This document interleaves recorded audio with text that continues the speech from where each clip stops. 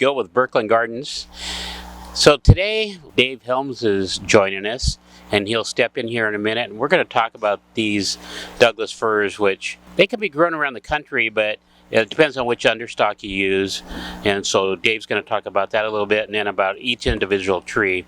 Stay tuned for that. We'll get started with a little bit of interview with Dave and talk about some of his background as well.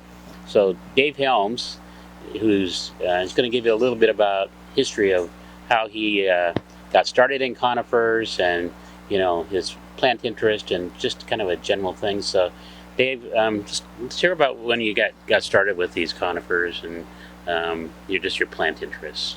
Well, I started out as landscape maintenance in Seattle, and then my dad decided to buy a farm, put it into a nursery, and he primarily grew shade trees, and so I needed to generate money, so I actually started with seeds and then got disillusioned with that, and then went to rooted cuttings and kind of got disillusioned with that, and I just kind of bumped accidentally into Buckholz Nursery and talked to Talon and got excited with him, and boom, that was it for me. Started conifers and never looked back after that. I still do a little bit of seedlings, and then I bought this property here, Burkland Gardens, and had it for close to 30 years and did my grafting and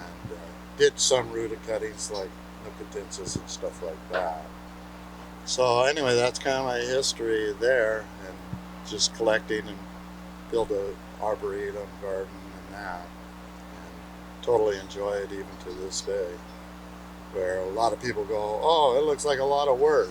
Now, when you love something, it isn't work. It's a good stress reliever and a meditation place. And these are some grafts that Dave did were these this year? Yeah, 1 year grafts. Okay. Different ones. So, well, how long have you been grafting?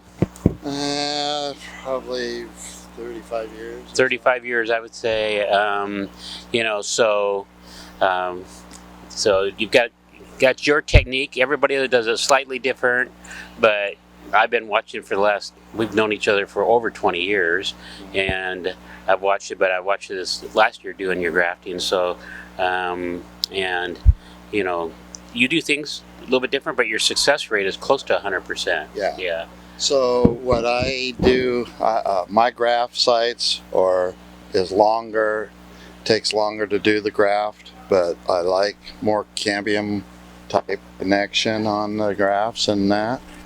And then that way, of course, with the dwarfs, you only get a little piece of cyan and that. But I just like a bigger connection, and that was the name of my nursery, was Cambium Connection, and that. So I wanted to talk a little about Doug fir brooms. I've been collecting them for quite a while. Found some in the wild. This one here was named after my wife. We were hiking, and she was saying, "Explain how witches' brooms are created," and that. So I was explaining to her, and she points up over our head and goes, "Is that a broom there?" And I was like, oh my God, we walked under the thing many times, and there it is, So it's named Little Lisa, and it's a cool little Camano Island broom. And I found another one out there that I call a blue Camano. I don't think I have that one. The one that seems to be the big hit is this blue Lullaby, and at the Conifer Society meeting, everybody was ooh and la and ooh la la and all that.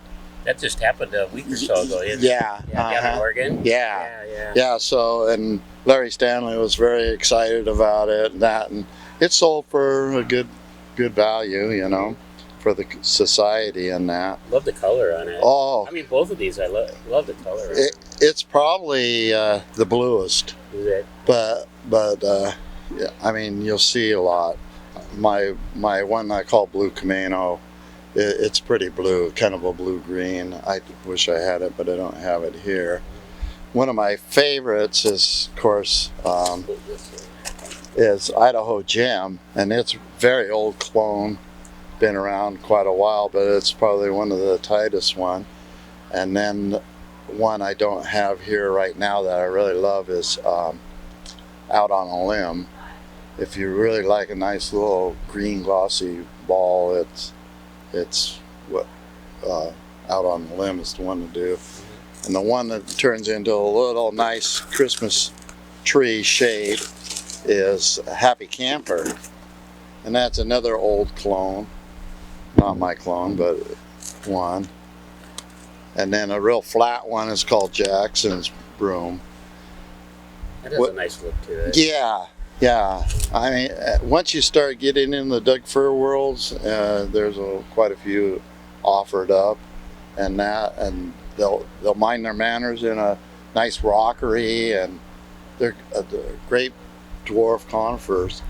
I grafted it on Pacific Northwest Doug fir, which somewhat might not be hardy for the East Coast. They're doing a lot of galosha grafts on these brooms on there for East Coast hardiness. So is that galosha, is that more the Rocky Mountain? Yes, Douglas fir? yeah, it is. Mm-hmm. And I just had this, I was able to attain this. Mm-hmm. I'm supposed to be retired, so I'm not really putting up.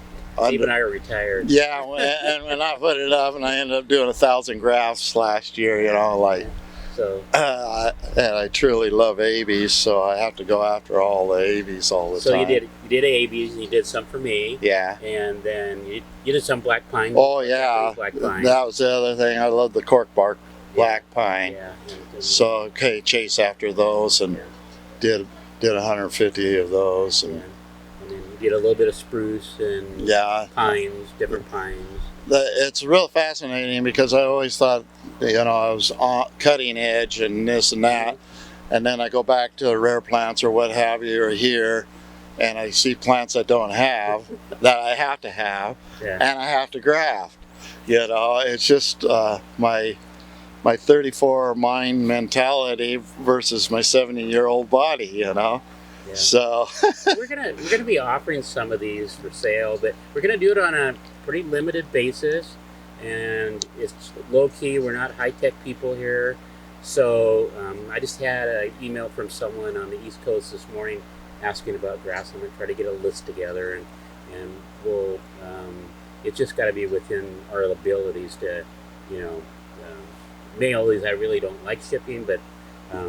This size, up to 1 gallon. Some of these in the band pot still, we can offer them for sale, and they give us some time to get our list together and then get you the pricing on all these too. But you're going to have access to some pretty rare trees you're not going to see anywhere else, and you're going to get them at a young age, so you'll have to care for them, but the pricing will be good on them.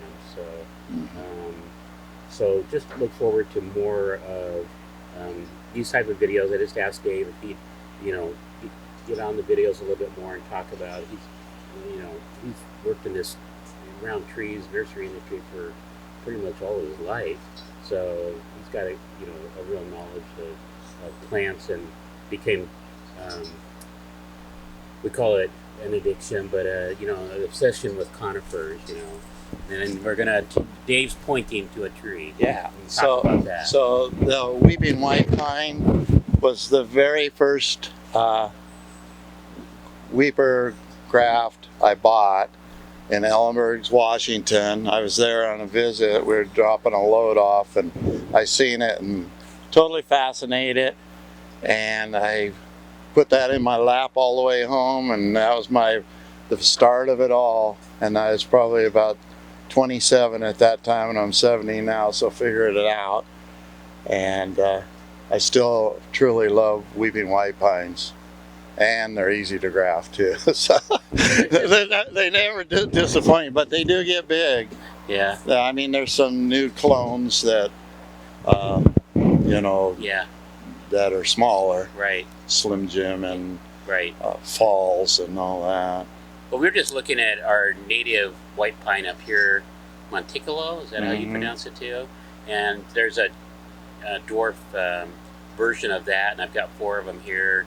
I'm not going to offer them for sale right now, but it's pretty cool. And then Ponderosa pines was native to eastern Washington and throughout the east, and there's some dwarf versions of that. So those are pretty cool plants that don't get you could use in your regular city gardens. And that's a big advantage. So. And with global change, the white pines are going to be bouncing back, which they have somewhat root sensitive type water issues and that. Right. They're actually on Camano Island where I live. We're losing a lot of the western reds due to drought and that, and so a lot of the guys are saying, well, you plant white pines and that type of thing now. So it's change. Yeah.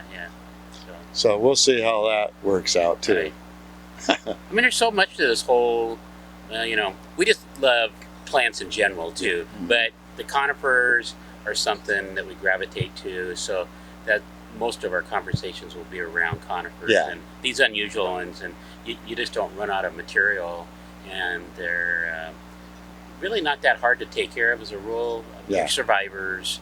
And so if you like this video and kind of what you're able to learn from someone that's been in it, doing this for a long time, and down in the comments, give us, tell us what you think of this type of video, because especially for the collectors, those are the ones that but if you want to be a collector, I always call myself a wannabe collector because I'm not up there with a lot of, there's some pretty serious collectors out there, just average people, but they want, everything, and there's a reason why, because, they're really cool plants. I love, I've converted hardcore rhododendron people. I said, why do you wait around for a bloom that's last there and you look at the foliage the rest of the year when you can have a conifer with colors and textures, and you bring gold in, you bring variegation in, and I mean your garden's bright and happy all winter long when you're like, oh, where's the sun? So anyway, with that, So I think we'll it's good to have Dave here, where we're going to be welcoming him back, and so hope you enjoy the video again, and we'll close out. So thanks for joining us today. I hope you enjoyed the video, and I want to talk about the bonsai class that Max is offering. November the 11th is our date, so if you want to sign up for that, we'll put the information on the screen, and you can contact us directly. Don't go through the website. It just makes it more difficult. So contact us and we'll get you signed up, and that'll be a regular event that Max will do, for the bonsai people. And a lot of interest in that. I get a lot of people that are entry level and just getting started out. Maybe they've got a couple of years in, but would like some further instructions. So until next week or next time, we'll see you later. Thanks.